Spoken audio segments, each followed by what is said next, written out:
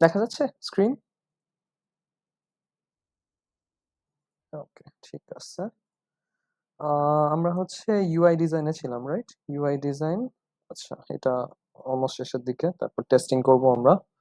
আর তোমাদের টপিক আছে এই কয়টা: architecture, ethics, critical path, containerization, current trends. Critical পাথটা হচ্ছে একটা একটু ম্যাথমেটিক্যাল টপিক, বাকি সবগুলো হচ্ছে এরকম ওই থিওরিটিক্যাল সিনারিও বেসড আর কি টপিক। ওকে, আচ্ছা। সো আমরা তাহলে কন্টিনিউ করি। আচ্ছা, ইউআই ইউএক্স এ আমরা হচ্ছে কিছু ব্যাড ডিজাইন, কিছু গুড ডিজাইন এগুলো দেখছিলাম। তারপরে ইউআই গুলো আসলে কিসের পার্সপেক্টিভে আমরা বলবো যে ভালো বা খারাপ, সেই জিনিসগুলো আমরা একটু দেখছিলাম। তো এখানে মেইন আইডিয়া, স্লাইড নাম্বার 40। আচ্ছা, ওকে, থ্যাংক ইউ। সো মেইন আইডিয়াটা হচ্ছে যে ইউজারের যাতে ইউজ করতে সুবিধা হয়, তাইলে হচ্ছে একটা ইউআই আসলে ভালো হবে, ঠিক আছে? তো এখানে জিনিসগুলো ছিল যে ইজিলি ইউজার শিখতে পারে কিনা এটা ইউজ করা, বা শেখার পর সে খুব ফাস্ট এটা ইউজ করতে পারে কিনা, আবার সেফটি কনসার্নস গুলোও আসলে ইম্পর্টেন্ট, যে এরর হইলে সেটা ঠিকঠাক করা যায় কিনা, এই জিনিসগুলো ছিল। তারপর একটা way of looking at it is হচ্ছে ইউজেবিলিটি হিউরিস্টিক্স। সো এটা দিয়ে তুমি জাজ করতে পারো একটা ইউআই কে এই যে ক্যাটাগরি গুলো দিয়ে। তারপর হচ্ছে আরো আমরা দেখছিলাম হচ্ছে golden rules. So golden rules দিয়ে হচ্ছে তোমরা মানে ইউআই কে জাজ করতে পারো, ঠিক আছে? সো এক্সামে হয়তো তোমাদের এরকম একটা ইউআই ইউআই সিনারিও হয়তো দিয়ে দিবে, বা একটা ইউআই এর ছবি হয়তো দিয়ে দিবে, দিয়ে তোমাকে বলবে যে ওই ইউজেবিলিটি হিউরিস্টিক্স গুলা দিয়ে ওটাকে অ্যানালাইজ করো, বা গোল্ডেন রুলস দিয়ে অ্যানালাইজ করো। সো অ্যানালাইজ করা মানে বেসিক্যালি তোমাকে আসলে বলতে হবে যে মানে রুল গুলা ওয়াইজ আসলে এই জিনিসটা আছে, এই জিনিসটা নাই, কোনটা ইমপ্রুভ করা যায়, এভাবে আর কি অ্যানালিসিস দিতে হবে। বুঝছো? যে ধরো তোমার এই সফটওয়্যারটার মধ্যে শর্ট টার্ম মেমোরি লোড আছে কি নাই, মানে এই রুলটা ফলো করতেছে নাকি এটা ভায়োলেট করতেছে, কি থাকলে ইমপ্রুভ করা যায়, এই জিনিসগুলো আর কি একটা অ্যানালিসিসের মধ্যে পড়বে, ঠিক আছে? আচ্ছা, সো স্লাইড 40 বলছিলা না? 40 পর্যন্ত আমরা গেছি নাকি? আচ্ছা, সো গোল্ডেন রুলসেই ছিলাম আমরা, তাহলে হচ্ছে এই 4টা রুল দেখছি। আচ্ছা, সো এখান থেকে যদি ফিফথ রুল যেটা গোল্ডেন রুলস সেটা হচ্ছে যে offer simple error handling. So error handling এর ব্যাপারটা হচ্ছে এরকম যে মানে চেষ্টা করতে হবে যে আসলে ডিজাইনটা এমন হবে যাতে মানে এরর যত কম হয়, মানে ইউজারকে আমি এরর করার সুযোগ দিব না আর কি, ঠিক আছে?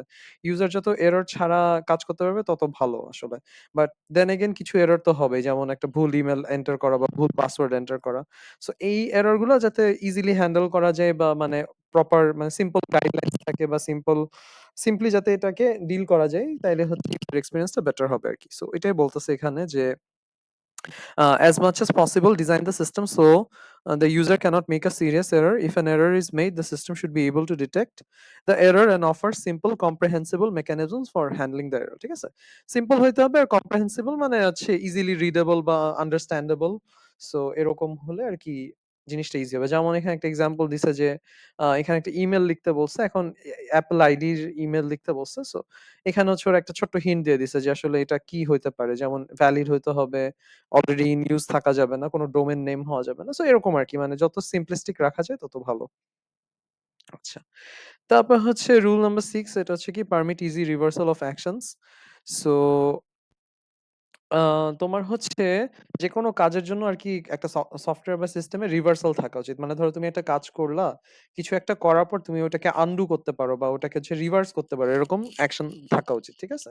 সো এইটা থাকলে যেটা সুবিধা সেটা হচ্ছে যে তোমার একটা সফটওয়্যারে কিন্তু অনেক রকম ফিচারস আছে। Multiple types of features and everything আছে। সো এখন কথা হচ্ছে যে আ ইউজারকে তুমি চাও যে ইউজার আসলে সবকিছু ট্রাই করে দেখুক, সবকিছু এক্সপ্লোর করে দেখুক, সব রকম ফিচারস সবকিছু সে দেখুক। এখন ইউজার যদি মানে ইউজারের মনে যদি ভয় থাকে যে আচ্ছা আমি কিছু একটা করব, এরপরে কিছু একটা করলে হচ্ছে আমি আবার ব্যাক আসতে পারবো না, তখন সে কিন্তু কখনো রিস্ক নিয়ে নতুন জিনিস এক্সপ্লোর করতে যাবে না। ঠিক আছে? যে আচ্ছা আমি ভুলে এই বাটনটা প্রেস করলাম, এই বাটনটা প্রেস করার জন্য কিছু একটা হইলো, এটা যদি সে না জানে যে আমি আনডু করতে পারতেছি না, তাইলে সে সেই রিস্কটা নিবে না বা এক্সপ্লোর করতে যাবে না। ঠিক আছে? সো রিভার্সিবিলিটি যদি থাকে তাহলে আসলে ইউজার এক্সপেরিয়েন্সটা অনেকটা ইমপ্রুভ করে আরকি। সো এটাই বলতেছে যে this feature relieves anxiety since the user knows that errors can be undone. It thus encourages exploration of unfamiliar options. আচ্ছা, the units of reversibility may be a single action, a data entry or a complete group of actions, ঠিক আছে? So মানে unfamiliar অপশনে তুমি যদি explore করতে চাও তার জন্য আসলে রিভার্সিবিলিটিটা দরকার, ঠিক আছে? যে রিভার্স করতে পারা গেলেই আসলে একটা ইউজার সবসময় নতুন জিনিস এক্সপ্লোর করতে চাবে। হয়তো নতুন জিনিস এক্সপ্লোর করে তার ভালো লাগলো। সো সে ওই এক্সপেরিয়েন্সটা পাইতে চায়। সো সেই এক্সপেরিয়েন্সটা দেওয়ার জন্য রিভার্সিবিলিটি থাকতে হবে। তাইলে ইউজার এক্সপেরিয়েন্সটা বেটার হবে আরকি, ঠিক আছে? মানে ইউজারের মন চাইলো যে আচ্ছা আমি ডিলিট বাটনটা চাপ দিয়ে দেখি তো কি হয়। সো সে হচ্ছে তখন প্রেস করে দেখলো যে আচ্ছা আমার এই জিনিসটা ডিলিট হয়ে যাচ্ছে। কিন্তু ওইটা যদি তুমি রিকভার ব্যাক না করতে পারো, কোনো ট্র্যাশ বা কিছু একটা থেকে রিকভার না করতে পারো, তাইলে কিন্তু সে ওইটা আসলে দিবে না বা এক্সপ্লোর করবে না। ওকে? সো যেমন আমরা এখানে এক্সাম্পল দেখতেছি যে ধরো যেকোনো রকম ইনস্টলেশন এ তুমি ধরো একটা এগ্রিমেন্ট অ্যাকসেপ্ট করে ফেললা। এখন এটা যদি পরে তুমি বুঝতে পারো যে না একটা ঝামেলা আছে আমি এটা অ্যাকসেপ্ট করব না, তখন তোমার ব্যাক আসারও কিন্তু অপশন আছে। ঠিক আছে? সো তারপর ধরো তুমি কোনো কিছু অর্ডার দিছো। ভুলে হয়তো চাপ পড়ে গেছে বা কিছু একটা মিস্টেকলি দিয়ে দিছো। তোমার হচ্ছে চেঞ্জ বাটন আছে যেটাতে তুমি ব্যাকে যেয়ে আবার চেঞ্জ করতে পারো। ঠিক আছে? সো এই জিনিসগুলো থাকলে ইউজার এক্সপেরিয়েন্সটা অনেকটা বেটার হয়ে যায় আরকি। ঠিক আছে? আচ্ছা। সো এরপরে হচ্ছে রুল নাম্বার 7, এটা কি let the user be in control. So uh এখানে যেটা হচ্ছে যে তোমার সিস্টেমটাকে এমনভাবে ডিজাইন করা উচিত যাতে ইউজার মনে করে যে আমি যা করতেছি সেটাই হচ্ছে সিস্টেমে, বা আমি কিছু করতে দিলে সিস্টেম সেটা করতেছে। মানে ইনস্টেড অফ যে সিস্টেম কিছু একটা মানে আমাকে করতে বলতেছে আমার করা লাগতেছে। মানে ব্যাপারটা হচ্ছে মানে এখানে যেটা বলতেছে যে ইউজারকে হচ্ছে ইনিশিয়েটর অফ অ্যাকশনস হইতে হবে রাদার দ্যান রেসপন্ডার্স। ঠিক আছে? সো সিস্টেমটা এমনভাবে ডিজাইন করা উচিত সাচ দ্যাট ইউজাররা হচ্ছে কাজগুলা ইনিশিয়েট করবে, যে ইউজার হচ্ছে কিছু একটা স্টার্ট করলে সেটা আরকি হবে। আর এমন না যে সিস্টেম আমাকে কিছু করতে বলছে আমি করতেছি। মানে মানে ব্যাপার ২ টা ডিফারেন্ট আরকি। ইউজার যখন ভাববে যে আমি সিস্টেমটা কন্ট্রোলে আছি বা আমি যেটা বলতেছি সেভাবেই হচ্ছে। মানে সিস্টেম আমাকে কোন কিছু ফোর্স করতেছে না। সো তখনই আসলে ইউজার এক্সপেরিয়েন্সটা অনেকটা বেটার হবে। ঠিক আছে? সো ডিজাইনটা ওভাবেই করা উচিত। যেমন এখানে হচ্ছে এক্সাম্পল গুলা দেওয়া যে যত রকম ইনস্টলেশন বলো বা এই ট্যাব গুলা যে তুমি তুমি জানতেছো যে যখন আমি পজ দিতে যাচ্ছি আমি পজ করতে পারি, আমি ক্লিক দিলেই ক্যান্সেল করতে পারি। আমার হচ্ছে আমি বললেই ক্যান্সেল হচ্ছে, আমি বললেই স্টার্ট হচ্ছে। ঠিক আছে? আর যদি এমন হইতো যে তুমি কিছু বললা না, হুট করে তোমার ইনস্টলেশন হয়ে গেল বা তুমি থামাইতে পারলা না। তুমি চাচ্ছ যে মিডওয়ে তে তুমি ডাউনলোডটা ক্যান্সেল করে দিতে চাও। তোমার সেই অপশনটা নাই। ঠিক আছে? সো এই টাইপের অপশন গুলা না থাকলে তখন ইউজার আসলে এক্সপেরিয়েন্সটা অত ভালো হয় না। ওকে? সো এক্সপেরিয়েন্স ভালো করার জন্য তোমার আরকি ইউজারকে কন্ট্রোলে দিতে হবে। সিস্টেমটা এমনভাবে ডিজাইন করা উচিত যাতে ইউজার সবসময় কন্ট্রোল পায়। ওকে? আর ফাইনালি যেটা রুল নাম্বার 8 গোল্ডেন রুলস এর, সো এটা বলতেছে যে reduce short term memory load on the user. ঠিক আছে? So the limitation on human information processing in short term memory requires that displays be kept simple, multiple page displays be consolidated, window motion frequency be reduced, and sufficient training time be allotted for codes, mnemonics, and sequences of actions. ঠিক আছে? আচ্ছা। So এখানে যেটা idea সেটা হচ্ছে যে আমরা ইউজারের হচ্ছে শর্ট টার্ম মেমোরি লোডটা কমায় দিব। মানে একটা ইউজারের যাতে হচ্ছে বেশি কিছু মনে রাখা লাগে। ঠিক আছে? সো একটা ইউজার যখন হচ্ছে সফটওয়্যারটা ব্যবহার করবে, তখন যাতে তার বেশি লোড না পড়ে বা তার বেশি কিছু মনে না রাখা লাগে। আমরা যেরকম শুরুতে কিছু এক্সাম্পল দেখছিলাম যে একটা ওয়েবসাইটের যেটার মধ্যে অনেক কিছু থ্রো করে দিচ্ছে। অনেক ইনফরমেশন তোমার মানে চোখের সামনে বা স্ক্রিনের সামনে তোমার হচ্ছে দেখা যাচ্ছে। ঠিক আছে? সো এরকমটা যাতে না হয় যে অনেক এট আ টাইম অনেক লোড নিতে গেলে একটা ইউজারের জন্য আসলে ডিফিকাল্ট। সো তোমার ডিজাইনটা এমনভাবে করা উচিত যাতে it's easy on the eye, আর হচ্ছে তোমার মানে শর্ট টার্ম মেমোরি লোডটা মানে ইউজারকে যাতে বেশি মনে না রাখতে হয়। তাইলে আসলে তার কাজটা ইজি হয়ে যায়। ঠিক আছে? সো এটা কিভাবে করা যায়? তোমার বলতেছে যে হচ্ছে display be kept simple. Display গুলা সিম্পল রাখতে হবে। তুমি যদি ১০০০ টা জিনিস ডিসপ্লের উপরে ছুড়ে দাও তাইলে আসলে ওইটা ভালো ডিজাইন হলো না। ডিসপ্লেটা যত সিম্পলিস্টিক থাকবে তত ভালো। তারপরে হচ্ছে multiple page display be consolidated, যে মাল্টিপল পেজের ডিসপ্লে আমি রাখবো না। কিছু ওয়েবসাইট আছে না দেখবা যে নিচে স্ক্রল করতে হয়, উপরে নিচে স্ক্রল করতে হয়, ডানে বামে স্ক্রল করতে হয় পুরা জিনিসটা দেখার জন্য। সো তোমার চেষ্টা করতে হবে আসলে একটা স্ক্রিনে যতটুকু রাখতে পারো, একটা স্ক্রিনেই সবটা রাখা, যাতে তোমার বারবার স্ক্রল করা, বারবার ড্র্যাগ না করা লাগে। ঠিক আছে? সো ওইটা আরকি একটা ঝামেলা। তারপর হচ্ছে window motion frequency B reduce. ধরো যেসব ওয়েবসাইট বা যেসব জিনিসে স্ক্রল করা লাগবেই সেগুলাতে এই ফ্রিকোয়েন্সি কমায় দেওয়া যাতে মানে ওটা বুঝতে সুবিধা হয় বা ফাস্ট মোশন না হয়। ঠিক আছে? আর ধরো যেগুলো মনে রাখতে হবে যে তোমার একটা কাজ করার জন্য যে অ্যাকশন গুলো মনে রাখতে হবে বা ধরো শর্টকাটস এন্ড এভরিথিং এগুলা যেন শিখার জন্য এনাফ টাইম দেওয়া হয় বা এনাফ মানে বেশি লোড যাতে না হয়, মেমোরিতে বেশি লোড যাতে না হয় এটাই আরকি বোঝাচ্ছে। ঠিক আছে?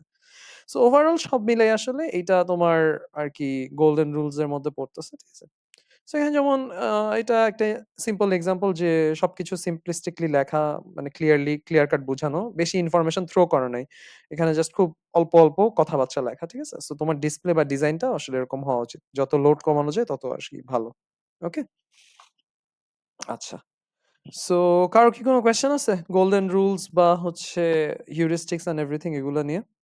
সবাই কি বুঝতে পারছি?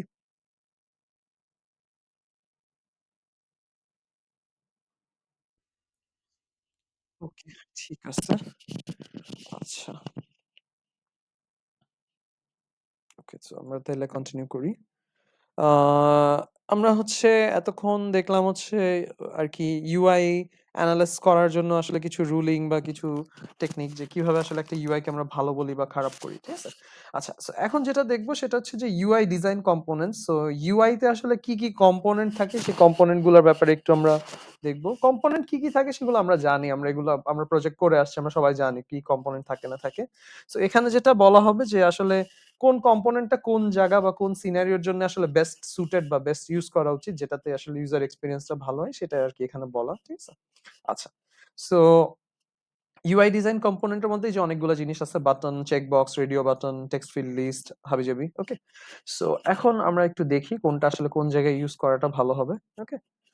সো ১ম হচ্ছে আম বাটন, টুলবারস আর মেনু। ঠিক আছে? সো বাটন তো আমরা জানি বাটন, তারপর হচ্ছে টুলবার হচ্ছে যেগুলো যে টপে থাকে তোমার ছোট আইকন দেওয়া। আর মেনু হচ্ছে ড্রপ ডাউন মেনু বা বিভিন্ন রকম যেসব মেনু থাকে ওগুলাকে আমরা মেনু বলতেছি। ওকে? আচ্ছা। সো বাটন কখন ইউজ করা উচিত? বলতেছে যে use buttons for single independent actions that are relevant to the current screen. ঠিক আছে? আচ্ছা। সো বাটন এমন কিছু কাজের জন্য ইউজ করা উচিত যেগুলো আসলে ইন্ডিপেন্ডেন্ট অন ইটস ওন মানে নিজের ওর সাথে কারো সম্পর্ক নাই। আর যেটা আসলে যেই স্ক্রিনে তুমি আছো ওই স্ক্রিনের কোনো একটা কাজ করতেছে। সেরকম কাজের জন্য বাটন ইউজ করা উচিত। বাটন এমন কিছুর জন্য ইউজ করা উচিত না যে ধরো তুমি ক্লিক দিলা অন্য কোথাও কিছু একটা চেঞ্জ হলো। এরকম যাতে না হয়। ঠিক আছে? সো যেমন এক্সাম্পল হচ্ছে যে follow me, recommend, add video, add images এগুলো সব ধরো যেই পেজে থাকবে সেই পেজের পার্সপেক্টিভে আসলে বাটন গুলো। ঠিক আছে?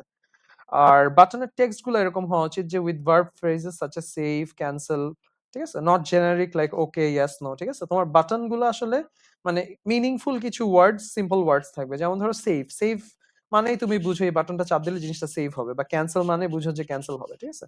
সো বাটনের টেক্সট গুলা সিম্পল মানে ছোট হবে বাট ওইটা মানে ইনফরমেটিভ হবে। যেমন ফলো মি দিলে আমরা বুঝতেছি যে এটা ক্লিক দিলে এই মানুষটাকে আমরা ফলো করব। বা রেকমেন্ড দিলে এই জিনিসটা মানুষজনের কাছে রেকমেন্ডেড হয়ে যাবে। বুঝছো? সো বাটন গুলো ঐরকম হওয়া উচিত। বাট জেনারিক কথাবার্তা যাতে না থাকে যে okay button, yes button, no button, yes no button বা ওকে বাটন আসলে মানে মিনিংফুল না। এগুলা আসলে ইউজ করা উচিত না। এইসব ইয়েস নো এর জন্য আমরা বাটন ইউজ করব না আরকি। ঠিক আছে? ওকে? আচ্ছা। সো এটা গেল। আ তারপর হচ্ছে টুলবারস ফর কমন অ্যাকশনস, ঠিক আছে? সো টুলবার কখন ইউজ করা উচিত? যে অ্যাকশন গুলো আমরা ফ্রিকোয়েন্টলি করব, খুব কমন কিছু কাজ আছে সেগুলো সবসময় টুলবারে ফেলে দেওয়া উচিত। ঠিক আছে? সো যেমন এই যে ধরো ছবি আপলোড করা বা শেয়ার করা বা ধরো এখানে হচ্ছে এখানে প্লাস দেওয়া। ঠিক আছে? সো ধরো কোনো একেকটা সফটওয়্যারের কিছু কাজ হচ্ছে কমন। সো সেই কমন কাজগুলো আমরা টুলবারের মধ্যে রাখবো যাতে আমরা ওগুলা ডিরেক্টলি ক্লিক করে সাথে কাজটা করতে পারি। ঠিক আছে? যেমন Facebook ইউজ করলে দেখবা Facebook এর যে কমন টাস্ক বা কাজগুলো আছে সেগুলো হচ্ছে ওটার উপরের টুল বারে বা টপ বারে থাকে আরকি। ঠিক আছে? যেগুলো কমনলি মানুষজন করে। ওকে? সো এইটাই আরকি। আচ্ছা। তারপর হচ্ছে মেনুর কথা কি বলতেছে যে মেনু আসলে ইউজাররা পছন্দ করে না। ঠিক আছে? আ মেনুর ব্যাপারটা হচ্ছে এরকম যে use menus for infrequent actions that may be applicable to many or all screens. ঠিক আছে? সো ইনফ্রিকুয়েন্ট কিছু কাজের জন্য যেগুলো হয়তো খুব বেশি আমি ইউজ করি না সেসব কাজের জন্য তুমি মেনু বা ড্রপ ডাউন গুলা ইউজ করতে পারো। ঠিক আছে? সো যেমন ধরো সেটিংস, চেঞ্জ পাসওয়ার্ড এই কাজগুলো খুব বেশি ইউজ হয় না। ঠিক আছে?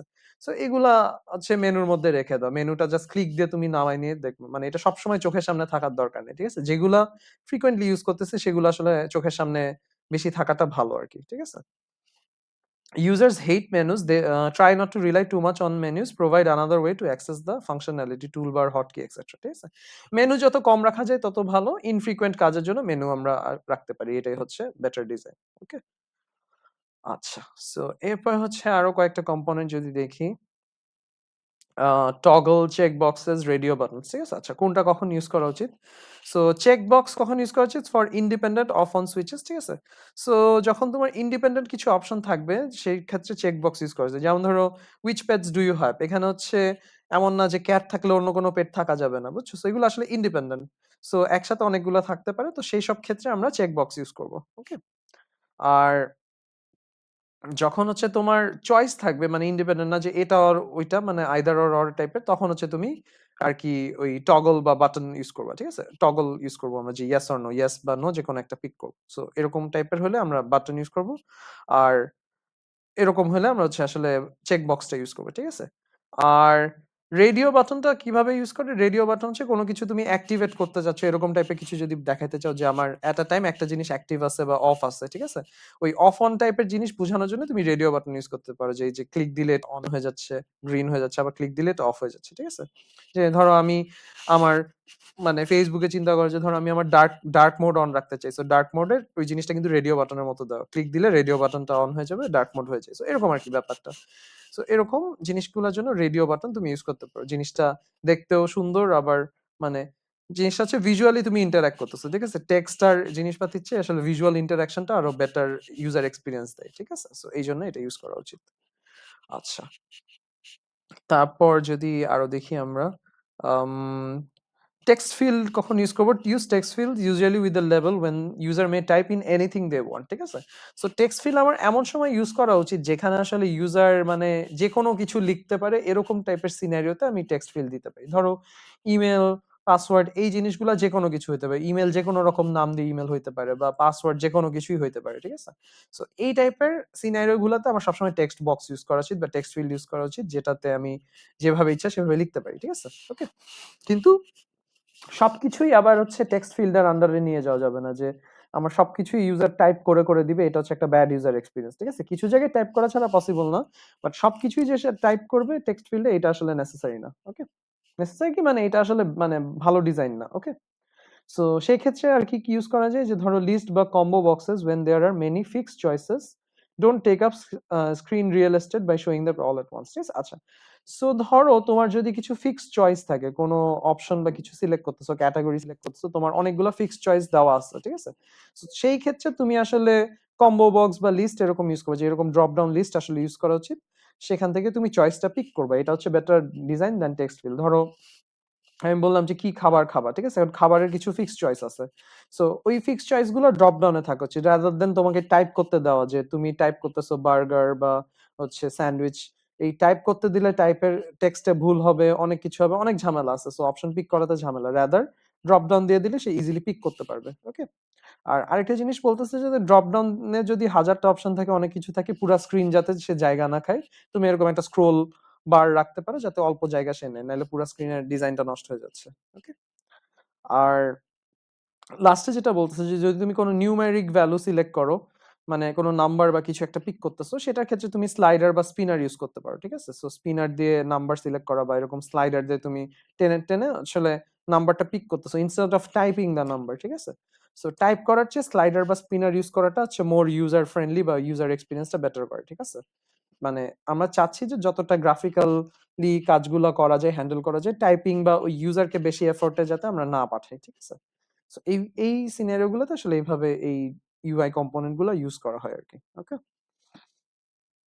আচ্ছা, তারপর হচ্ছে ডায়ালগ আর পেইন। ওকে? সো পেইন বলতে কি বোঝাচ্ছি, যে ট্যাব ট্যাব বা পেইন, এটাকে আমরা বলি যে বিভিন্ন ট্যাব বা পেইন। ওকে?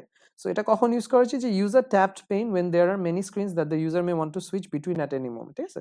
যদি ধরো অনেকগুলো স্ক্রিন থাকে, তুমি হচ্ছে কনস্ট্যান্টলি সোয়াপ করতে চাও একটা আরেকটার মধ্যে, সো তখন তুমি এই ট্যাবড পেইন গুলো ইউজ করবে আরকি। যেকোনো মুহূর্তে যেকোনোটাতে ক্লিক করে আমি আসলে যেকোনো ট্যাবে চলে যাচ্ছি, ঠিক আছে? সো এইজন্য পেইন গুলো ইউজ করা। যেমন আমাদের ব্রাউজারে হচ্ছে একটা থেকে আরেকটাতে যাওয়ার জন্য আমরা আসলে এরকম ট্যাব পেইনের মতো জিনিসটা ইউজ করি, যে একটা উইন্ডো একটা ট্যাব থেকে আরেকটা ট্যাবে আমরা শিফট করতে পারি, ঠিক আছে? তারপর তুমি ফেসবুকেও দেখতে পারো যে ফেসবুকের উপর অনেকগুলা ট্যাব আছে, যে তোমার হচ্ছে হোম পেজের ট্যাব, তারপর ভিডিওর ট্যাব, তারপর ফ্রেন্ড রিকোয়েস্টের ট্যাব, সো এরকম আরকি। সো তুমি যাতে সুইফটলি যাতে চেঞ্জ করতে পারো, এটা হচ্ছে আরকি আইডিয়া। ওকে? আর ডায়ালগ বক্স বা অপশন পেন কখন ইউজ করা হচ্ছে, মানে ধরো এরকম একটা পপ আপ ডায়ালগ বক্স আসে না? সো ডায়ালগ বক্স আমার কি ক্ষেত্রে ইউজ করা উচিত, ঠিক আছে? সো যখন আমার টেম্পোরারি স্ক্রিন বা টেম্পোরারি অপশন আসে বা টেম্পোরারি কাজ আসে, তখন আসলে আমার ডায়ালগ বক্স বা অপশন পেন টাইপের ইউজ করা উচিত, যে ধরো এরকম মানে are you sure you want to quit বা are you sure you want to order this, মানে যেগুলো টেম্পোরারি, যেগুলো আসলে পার্মানেন্ট না। সো ওই টেম্পোরারি কাজের জন্য আমার এরকম মানে আলাদা একটা আমি বক্স বের করে, ডায়ালগ বক্স বের করে সেটাতে আমি হচ্ছে মানে অপশনটা নিতে পারি, ঠিক আছে? সো এটা হচ্ছে আর কি বেটার ডিজাইন। এগুলোর জন্য তোমার এই অপশন সিলেক্ট করার জন্য, এগুলোর জন্য যাতে আলাদা ট্যাব না থাকে, ওইটা হচ্ছে ব্যাড ডিজাইন। ওকে, আচ্ছা। এরপরে যদি যাই, এরপর পার্টটা বলতেছে যে পেজিনেশন। সো তোমার যদি মাল্টিপল পেজ থাকে বা টেবিল ভিউ থাকে, তখন আসলে একটা পেজিনেশন প্যানেল দিলে তোমার সুবিধা হয়, ইউজারের জন্য ভালো, যে তুমি পেজ পিক করে করে এক পেজ থেকে এক এক পেজ শিফট করতে পারো। সো এরকম যদি মানে ট্যাব না থাকে, তাহলে আসলে তোমার গাইড করা বা ন্যাভিগেট করা একটু ডিফিকাল্ট, ঠিক আছে? আর আমরা আরো বলছিলাম যে হচ্ছে মানে গাইডেন্স থাকা উচিত প্রত্যেক পুরা সফটওয়্যারের মধ্যে, যে কেন কাজ করার জন্য বা নতুন ইউজারদের জন্য যাতে গাইডেন্স থাকে। তো সেটার জন্য তুমি টুল টিপ ইউজ করতে পারো, যেটা হচ্ছে ছোট এরকম কোয়েশ্চেন মার্কের মতো, যেটাতে তুমি আসলে কার্সার নিয়ে গেলে তোমাকে আসলে ইনফরমেশনটা দেখায় বা ছোট্ট একটা হিন্ট দেখায়, ঠিক আছে? তো এরকম টুল টিপ আমরা ইউজ করতে পারি আমাদের এই যে ছোট ছোট, এটা ইউআই তেও আসলে খুব বেশি চেঞ্জ হচ্ছে না, খুব সিম্পল, আর জাস্ট এখানে তুমি কার্সার নিয়ে আসলে তোমাকে হিন্টটা দিচ্ছে। সো এটা একটা ভালো ডিজাইন আর কি। ওকে, আচ্ছা, ফাইনালি হচ্ছে প্রোগ্রেস আর পিকার। সো প্রোগ্রেস পিকারের কথা আমরা যে বলছিলাম যে আমাদের আসলে একটা ক্লোজার লাগে, ঠিক আছে? যেন একটা ভালো ইউআই ডিজাইনের জন্য একটা ফিডব্যাক বা একটা ক্লোজার লাগে, যে যেমন ধরো আমরা ইনস্টলেশন যখন করতেছি, ইনস্টলেশন করার সময় হচ্ছে তোমার প্রগ্রেস বারটা যদি না থাকতো, তাহলে আসলে তুমি বুঝতা না যে এটা 2 ঘন্টা লাগবে না আধা ঘন্টা লাগবে নাকি 10 মিনিট লাগবে, মানে কতক্ষণ আমি ওয়েট করব নাকি আমার কাজটা কতটুকু হইলো, মানে ওই স্যাটিসফ্যাকশনটা থাকে না, ঠিক আছে? সো প্রগ্রেস বারের জন্য আসলে মানে প্রগ্রেস বারটা তোমাকে ওইটাতে হেল্প করে। সো তোমার বিভিন্ন কাজের জন্য, কাজ বা প্রোগ্রেস বোঝানোর জন্য প্রোগ্রেস বার ইউজ করা উচিত, ঠিক আছে? যেমন এই যে এই টাইপের আমরা দেখি যে ধরো কোনো ওয়েবসাইটে যে ধরো মাল্টিপল টাস্ক করতেছে বা মাল্টিপল লেভেল কমপ্লিট করতেছে, তখন এই যে এরকম 1 2 3 এরকম প্রোগ্রেস দেখাচ্ছে। তারপরে যে ইনস্টলিং বা লোডিং, এই প্রোগ্রেস গুলো আমরা সব দেখছি আর কি, ঠিক আছে? এরকম বিভিন্ন রকম প্রোগ্রেস বার ইউজ করা যেতে পারে। ওকে, আর আরেকটা জিনিস হচ্ছে যে ডেট আর টাইম পিকার, এগুলো হচ্ছে খুব ইম্পর্টেন্ট, যে ডেট টাইম লেখার জন্য ডেট টাইমও যেন আমরা টেক্সট ইনপুট হিসেবে না নিই। যে ধরো আমরা ডেট লিখলাম, ডেট একজন এক ফরম্যাটে লিখবে, একজন হচ্ছে নাম্বার এক মান্থ আগে দিবে, ডেট আগে দিবে, এত ঝামেলাতে আমাদের যাওয়ারই দরকার নাই, ঠিক আছে? আর একজন টাইম হচ্ছে এএম পিএম এ দিবে, একজন হচ্ছে 24 আওয়ার ফরম্যাটে দিবে, একজন 12 আওয়ার ফরম্যাটে, মানে এত কিছু হ্যান্ডেল করা, চেক করা ঝামেলা। রাদার তুমি সিম্পলি হচ্ছে ডেট পিকার টাইম পিকারের অপশন দিয়ে দিবা। ডেট পিকারের জন্য তুমি হচ্ছে ক্যালেন্ডার দিয়ে দিবা। সো ক্যালেন্ডার দিয়ে দিলে তুমি ইজিলি সোয়াপ করে করে তোমার প্রেফার্ড ডেটটা পিক করতে পারো, ক্লিক করলে পিক হয়ে যায়। এটা হচ্ছে গ্রাফিক্যালি মানে ইউজারের জন্য ইউজার ফ্রেন্ডলি আর কি জিনিসটা। টাইমের ক্ষেত্রেও তুমি এরকম হচ্ছে আওয়ার আর মিনিটটা সিলেক্ট করে দিতে পারো। সো এখানে অপশনগুলো দেখে ইউজার বুঝবে যে আসলে কিভাবে কোন ফরম্যাটে টাইম আছে বা কিভাবে পিক করা উচিত আর কি, ঠিক আছে? সো এটা অনেকটা better rather than typing the text বা টেকিং ইনপুট লাইক দ্যাট, ঠিক আছে? সো এইসব ক্ষেত্রে অলওয়েজ আমাদের এই পিকার গুলা ইউজ করা উচিত আর কি, ঠিক আছে? আচ্ছা, সো ইউআই ডিজাইন মোটামুটি আমাদের ডান। আমরা হচ্ছে যে বিভিন্ন রকম কম্পোনেন্টস দেখলাম, কম্পোনেন্ট কোনটা আসলে কোন জায়গায় বা কোথায় ইউজ করা উচিত। ইভেন তোমাকে যখন একটা ইউআই দিয়ে দিবে, তুমি যখন তুমি যদি দেখে বুঝো যে কোন একটা কম্পোনেন্ট ভুল কাজে ব্যবহার হইতেছে, তখন তুমি বলতে পারো যে আসলে এই কম্পোনেন্টটা এইভাবে ইউজ করা উচিত, বা এই টাইপের কম্পোনেন্ট থাকা উচিত, যাতে হচ্ছে ডিজাইনটা ভালো হয় আর কি, ইউআইটা, ঠিক আছে? এটা মিসিং বা এটা দিলে ডিজাইনটা ইমপ্রুভ করবে আর কি, ঠিক আছে? আচ্ছা, কারো কোনো কোয়েশ্চেন আছে এটা নিয়ে, ইউআই এর পার্টটা নিয়ে?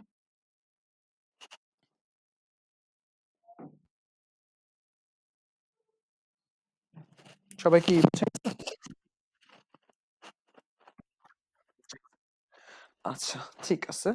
সো ইউআই থেকে যেটা বললাম, ইউআই থেকে ডিরেক্ট কোয়েশ্চেন আসতে পারে, আর হচ্ছে তোমার সিনারিও বেসড কোয়েশ্চেন আসতে পারে। সিনারিও বেসড হচ্ছে একটা ইউআই এর কথা তোমাকে বলবে হয়তো, ইউআই এর সিনারিও বলে দিবে, বা হয়তো একটা ইউআই এর ছবি দিয়ে দিবে, তারপর সেটার উপরে তোমাকে আসলে বলবে যে অ্যানালাইজ করো, হিউরিস্টিক দিয়ে অ্যানালাইজ করো বা গোল্ডেন রুলস দিয়ে অ্যানালাইজ করো, ওইটা ভালো নাকি খারাপ, বা ওই সবগুলো রুল দিয়ে আর কি অ্যানালাইজ করো যে এটা আছে নাকি নাই, কিভাবে ইউআইটা বেটার করা যায়, এই টাইপের সিনারিও টাইপ কোয়েশ্চেন আসতে পারে আর কি, ঠিক আছে?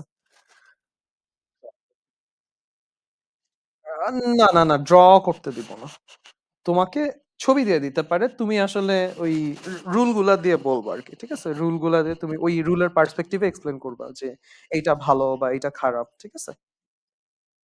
হ্যাঁ, জাজমেন্ট দিবা বা এনালিসিস দিবা। মানে কোয়েশ্চেন যেটা চায়। কোয়েশ্চেন যদি তোমাকে বলে যে আসলে রুলের পার্সপেক্টিভ এ এনালাইজ করো, তাহলে তুমি এনালাইসিস কিরকম হবে যে এটা আছে, এটা নাই, এটা থাকা উচিত। এরকম টাইপের এনালাইসিস দিতে পারো সবগুলা রুল ওয়াইজ। আর যদি তোমাকে বলে যে কোন রুল ইউজ করতেছে বা কোনটা বাদ গেছে, তুমি ওভাবে পিক করবা যে এটা বাদ গেছে বা এটা ইউজ করা হচ্ছে। আর যদি বলে যে এটা কিভাবে বেটার করা যায়, সেটাও তুমি রুলের পার্সপেক্টিভ এ বলবা যে হচ্ছে এই রুল ওয়াইজ এই জিনিসটা ইউজার এক্সপেরিয়েন্স ভালো করে, সো এটা আমরা এড করতে পারি। আমরা হচ্ছে ইনস্টলেশনের জন্য প্রোগ্রেস বার রাখতে পারি, ডেটের জন্য ডেট পিকার রাখতে পারি। এভাবে করে তুমি কিছু ফিডব্যাক বা অ্যানালিসিস দিবা আরকি। বুঝতে পারছো? So এই টাইপের আরকি কোয়েশ্চেন গুলো হইতে পারে। সো তোমাকে আসলে এখানের যেই রুল গুলো আছে এগুলো আসলে একটু ক্লিয়ারলি বুঝতে হবে যে কোনটা কি বুঝাচ্ছে, কি রুল আছে এটা একটু মনে রাখতে হবে। ঠিক আছে? রুল গুলা মানে মোটামুটি বেশ ইম্পর্টেন্ট।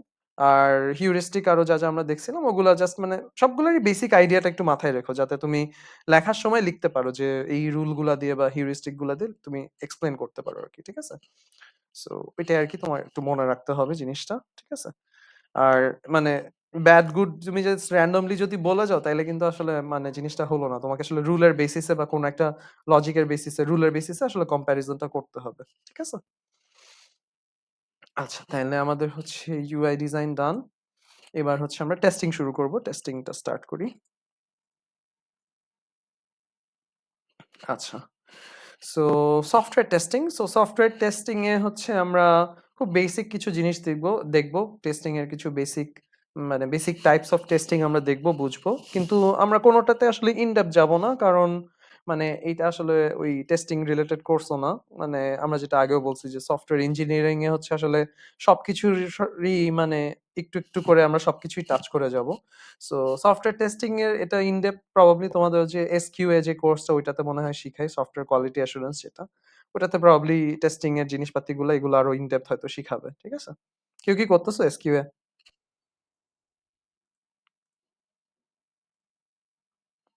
সো এসকিউএ করলে হয়তো এই জিনিসগুলো আর একটু হয়তো ইন ডেপথ দেখবা আর কি। যাই হোক, সো আমরা আগাই। আচ্ছা, সো টেস্টিং এ কেন প্রয়োজন বা আমরা এত ডেসক্রিপশনে এত টেস্টিং এর কথা বলছি, টেস্টিংটা আসলে কি বা টেস্টিং এ কি করা হয় সেটা আমরা দেখব।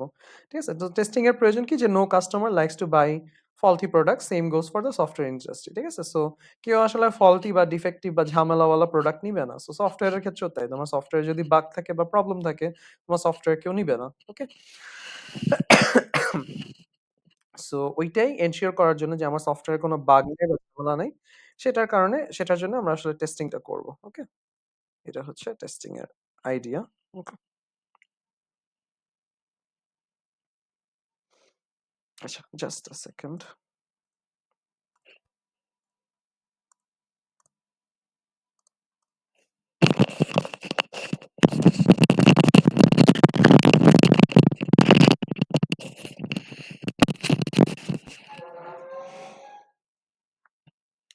আচ্ছা, সো আমরা কন্টিনিউ করি।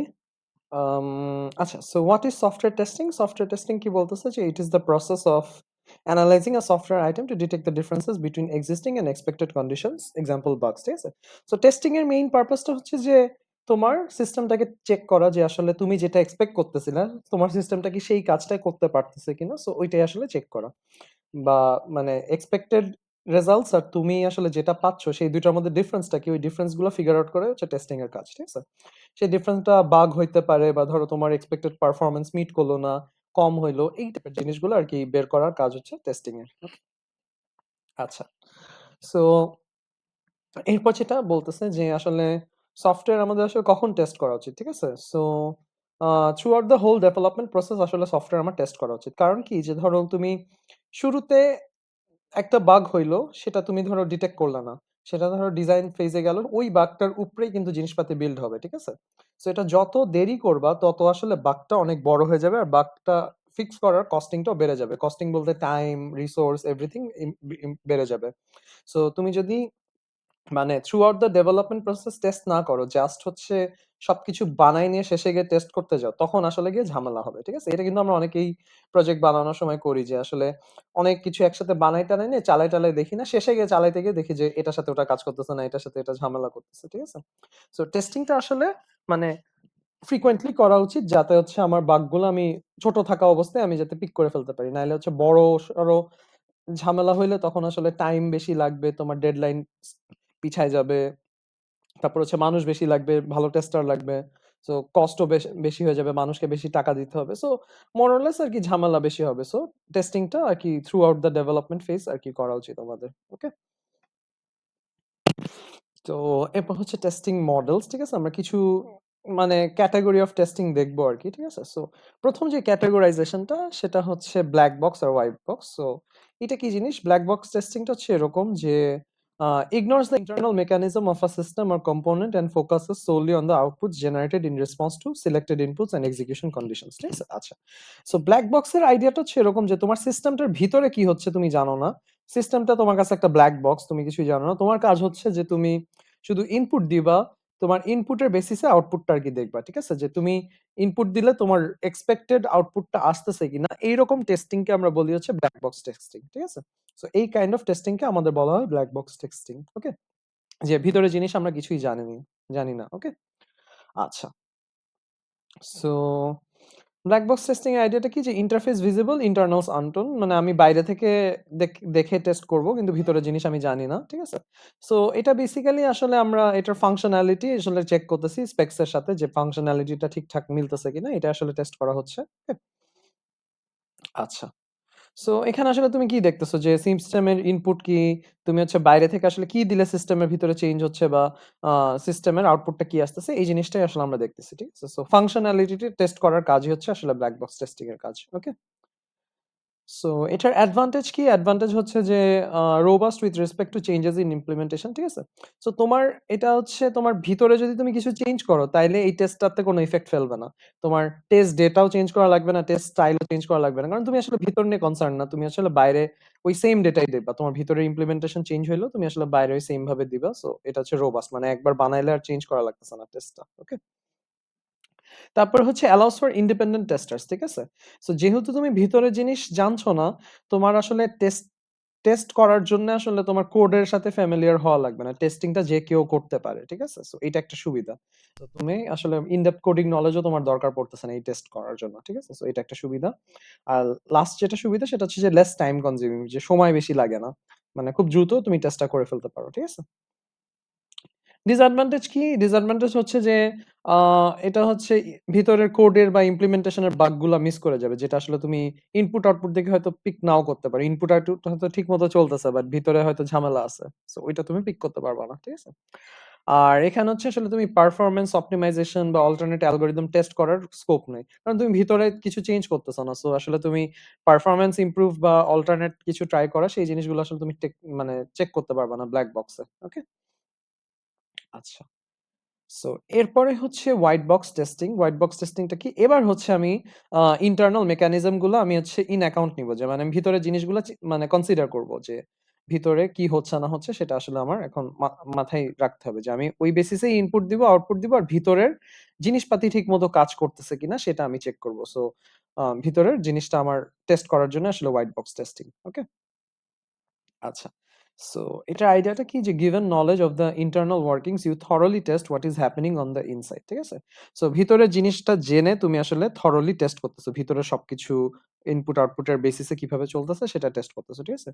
সো কি close examination of procedural level of detail, logical paths through codes are tested condition loop branch. মানে ধরো তুমি ভিতরের কন্ডিশন লুপ বা ব্রাঞ্চ এগুলো সব টেস্ট করতেছো, যে সব ঠিকঠাক চলতেছে কিনা। সো এই টাইপের টেস্টকে আমরা আসলে হোয়াইট বক্স টেস্টিং বলতেছি। ঠিক আছে? আচ্ছা। অ্যাডভান্টেজ কি? অ্যাডভান্টেজ হচ্ছে যে থরো টেস্টিং হয়। Thorough testing of the software, মানে ভিতরের মানে ইনস অ্যান্ড আউট পুরাটাই আসলে তুমি টেস্ট করে ফেলতেছো। এটা একটা অ্যাডভান্টেজ। তারপর হচ্ছে কি, যে হিডেন বাগ বা এরর এগুলো খুঁজে পাওয়া যায়। আর আরেকটা অ্যাডভান্টেজ হচ্ছে যে yields ইউজফুল টেস্ট কেসেস। ঠিক আছে? সো তুমি যখন আরকি এই হোয়াইট বক্স টেস্টিং করবা, তখন আসলে তুমি ওই আউটসাইড পার্সপেক্টিভ এও কিছু টেস্ট কেস তোমার মাথায় চলে আসবে, যে আচ্ছা আমি এরকম ইনপুট দিলে হচ্ছে এরকম সিনারিও হইতে পারে। সো আমি আরো কিছু টেস্ট কেস জেনারেট করতে পারি। যেটা হচ্ছে আমার ব্লাক বক্স টেস্টিং এ আমি ব্যবহার করতে পারবো। ঠিক আছে? সো ওইটা একটা সুবিধা। আর হচ্ছে যে কোড অপ্টিমাইজেশন, অল্টারনেট অ্যালগরিদম নিয়ে এক্সপেরিমেন্ট, এই জিনিসগুলোও তুমি করতে পারবা। তুমি দেখবা যে আচ্ছা, যে এই অ্যালগরিদমটা এরকম পারফরম্যান্স দিচ্ছে। আমি অ্যালগরিদমটা চেঞ্জ করে আরেকটা অ্যালগরিদম চালাই দেখি। সো এগুলা হোয়াইট বক্স টেস্টিং এ পসিবল। ওকে? বা কোড অপ্টিমাইজেশন, কোডটা ইমপ্রুভ করা, এগুলা আসলে হোয়াইট বক্স টেস্টিং করলে আসলে তুমি এটা করতে পারবা। ওকে? আচ্ছা। আর এটার ডিসঅ্যাডভান্টেজ কি যে আ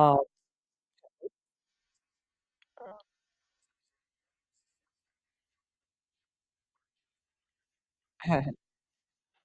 yields useful test cases মানে এটা হচ্ছে যে ধরো তুমি যখন ইন্টারনালি কোড বা জিনিসপাতিগুলা টেস্ট করতেছো, সো ওই টেস্ট করতে করতে আসলে তুমি তখন ওই আউটসাইড বা ইউআই পার্সপেক্টিভে কিছু টেস্ট তোমার মাথায় আসতে পারে যে আচ্ছা এই সিনারিওতে যদি ইউজার এরকম ইনপুট দেয় বা এরকম একটা ইনপুট আসে তাইলে আমার এরকম একটা মানে ঝামেলার কেস বা মানে একটা টেস্ট কেস বা একটা সিনারিও তুমি পেয়ে যাচ্ছ আর কি, ঠিক আছে, যদি তুমি ভিতরের কোডটা চিন্তা করো, ঠিক আছে।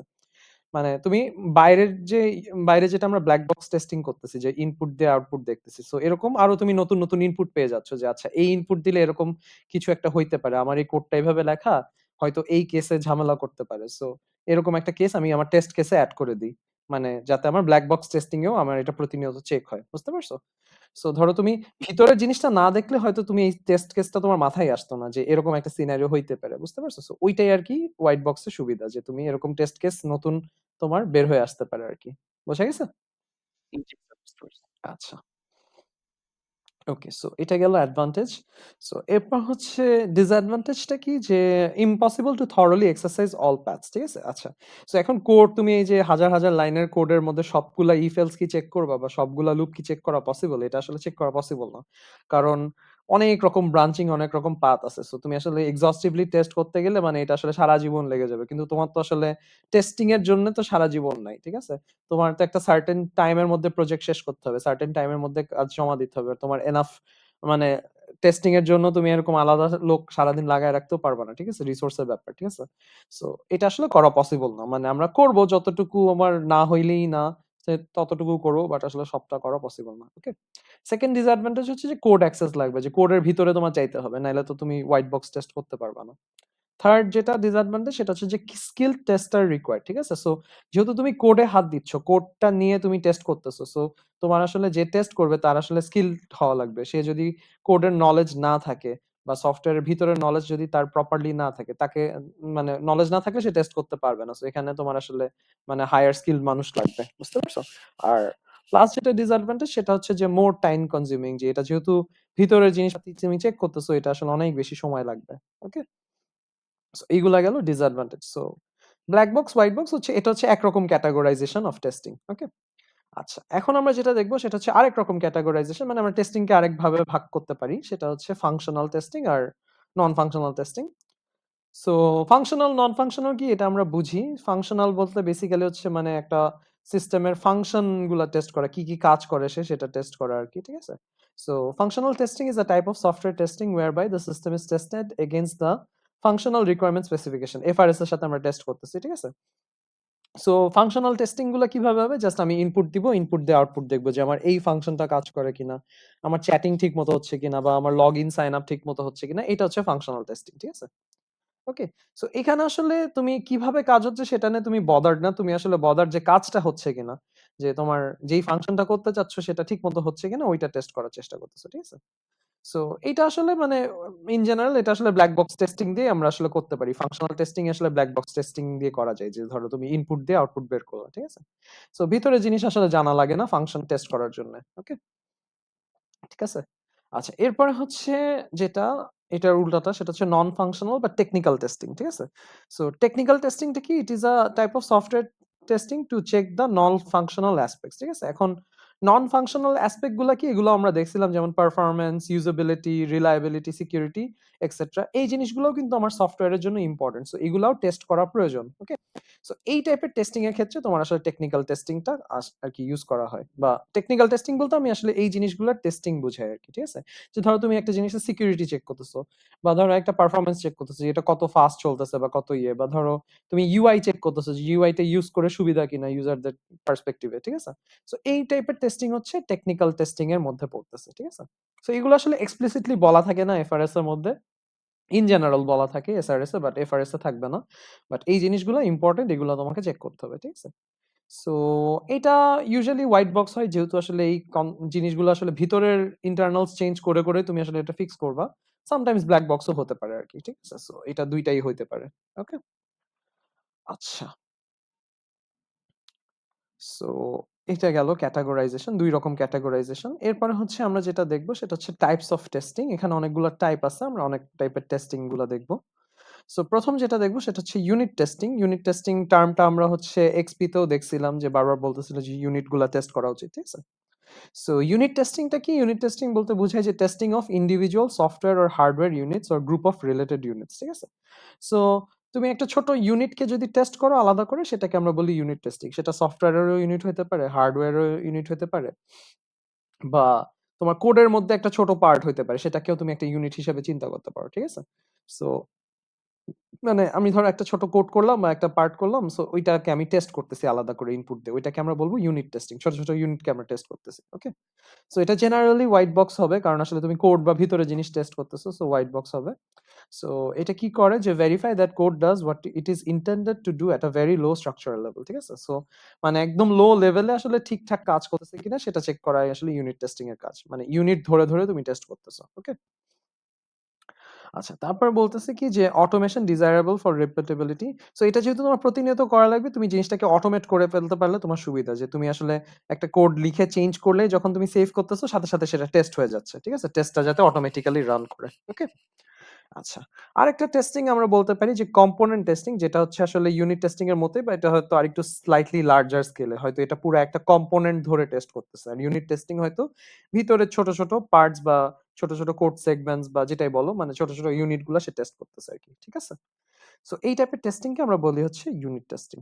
ওকে? এরপর যদি যাই আরেকটা ক্যাটাগরি, সেটা হচ্ছে ইন্টিগ্রেশন টেস্টিং। সো ইন্টিগ্রেশন টেস্টিংটা কি? যে testing in which the software components, hardware components or both are combined and tested to evaluate the interaction between them. ঠিক আছে? আচ্ছা। সো ইন্টিগ্রেশন টেস্টিং হচ্ছে যেটা, সেটা হচ্ছে যে ধরো তুমি সফটওয়্যার, হার্ডওয়্যার একসাথে কম্বাইন করে ঠিকমতো চলছে কিনা সেটা তুমি টেস্ট করে দেখতেছো। সেটাকে আমরা বলি ইন্টিগ্রেশন টেস্টিং। আবার আরেক রকমও চিন্তা করতে পারো যে ধরো তুমি আ তোমার একটা ইউনিট কোড করলা বা আলাদা, আলাদা কোড করলা। তারপর সেটাকে হচ্ছে তুমি একটা কোড বেস বা সেন্ট্রাল কোডের মধ্যে তুমি এড করলা। এড করার পর যে জিনিসটা ঠিকমতো চলছে কিনা সেটাকে আমরা বলব ইন্টিগ্রেশন টেস্টিং। যে ইন্টিগ্রেশন করার পর সেটা সফটওয়্যারের সাথে হার্ডওয়্যার হোক বা কোড বেস এর মধ্যেই নতুন কোড বা ইন্টিগ্রেশন করা হোক। সো ইন্টিগ্রেশন করার পর নতুন যে জিনিসটা তোমার তৈরি হইলো সেটা যে ঠিকমতো চলছে কিনা এইটা আসলে ইন্টিগ্রেশন টেস্টিং এর পার্ট, বা এটা দিয়ে আসলে মানে এটাকে আমরা ইন্টিগ্রেশন টেস্টিং বলি, যে ইন্টিগ্রেট করার পর জিনিসটাকে টেস্ট করা। ওকে?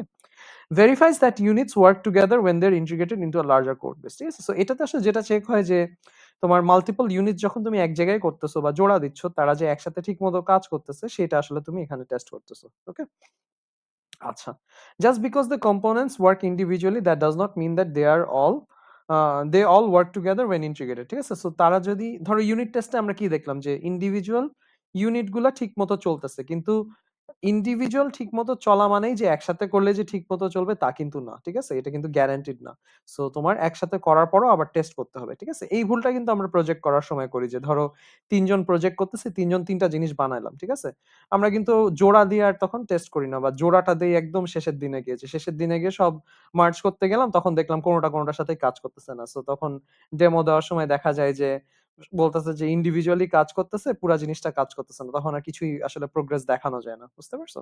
তো এই ভুলটা আমরা করি যে আমরা আসলে ইন্টিগ্রেটটা করার পর জিনিসটা চালায় দেখি না। কারণ ইন্টিগ্রেট করলে অনেক নতুন, নতুন ইস্যু হইতে পারে। ঠিক আছে? সো এটা হচ্ছে হোয়াইট বক্স হইতে পারে, ব্লাক বক্সও হইতে পারে। ঠিক আছে? মানে depending on the scenario. Okay?